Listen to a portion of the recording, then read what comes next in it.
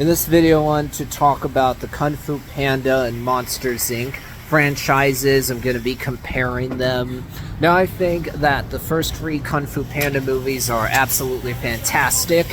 I think Kung Fu Panda 4 is a good, though not great, Kung Fu Panda film. I think Monsters Inc., great Pixar film. Easily one of their best. When it comes to Monsters University, I think that it's a totally solid movie. It's not like, this is bad, oh, what a disaster. No, nothing like that. I just don't think it has the same inspiration that other Pixar films do, because it just feels more familiar. It doesn't feel as fresh. It's using the Revenge of the Nerds template, a template that's been used by a good amount of college movies before. So there are, of course, things I enjoy about it. The animation is quite good. I like the voice acting. I don't dislike the new characters introduced. I like seeing how the relationship between Sully and Mike develops. The character growth you get from Sully in the film is quite good. He starts off as a pretty unlikable, arrogant jerk who's just riding off the coattails of his father's success and not feeling motivated to put in the work himself, and then he learns to overcome that as the movie goes on. But if I'm going to rewatch a Monsters movie, which film am I more likely to rewatch? Monsters Inc. or Monsters University? Easily Monsters Inc. Having said that, I think that Monsters University does do something that I really enjoy, which is exploring the world further. That's one of the things I like about this franchise in general, is that it creates a world that I'm interested in, that I want to explore more and spend more time in. So I actually have seen 2 seasons of Monsters at Work on Disney+. One of the big reasons why is just because I want to spend more time in that world. And when it comes to Kung Fu Panda, I've actually seen 3 different TV shows. One of them is called Legends of Awesomeness. It's now on Paramount+, but I actually watched episodes of it even before it was on Paramount+. And then I've seen Kung Fu Panda Paws of Destiny, which is on Amazon Prime, and then Kung Fu Panda Dragon Knight, which is on Netflix.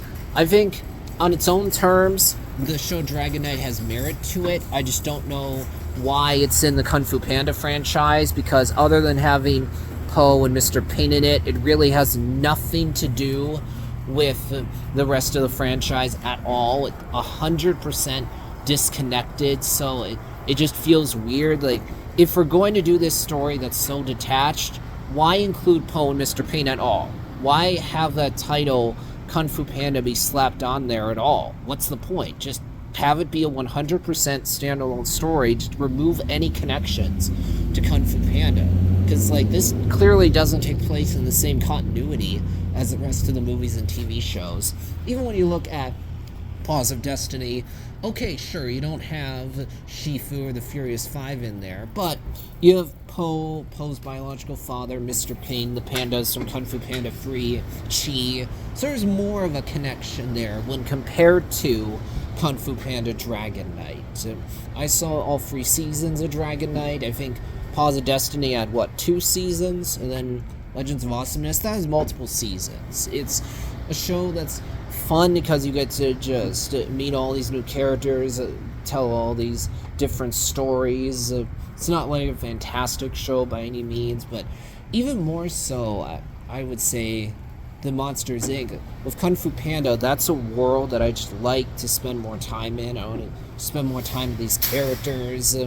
The action in those movies is really good. The animation is great. The story is compelling, especially in the first 3 Kung Fu Panda movies. They all have an emotional core to them. Gary Oldman does a great job playing the villain Shen in Kung Fu Panda 2. He does a great job of making this character scary. He is intimidating, but he still is occasionally humorous, but not in a way that undercuts the tension. Not in a way that makes him goofy or an idiot. No, nothing like that.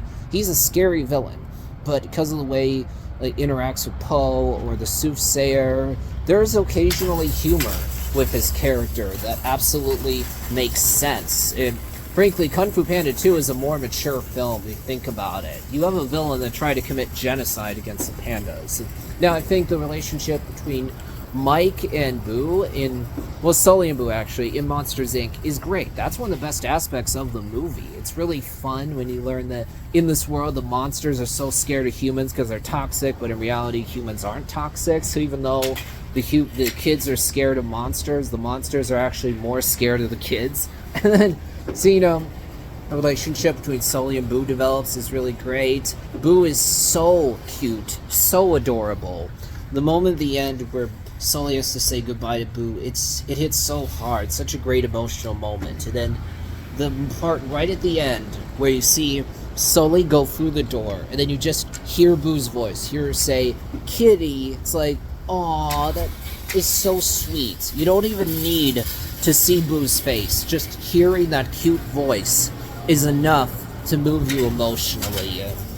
Now, I think the idea of doing a college movie in Monsters franchise, that's an interesting idea. I'm not opposed to that. But, honestly, I would have preferred to get Monsters Inc. 2. I think that's the direction they should have gone.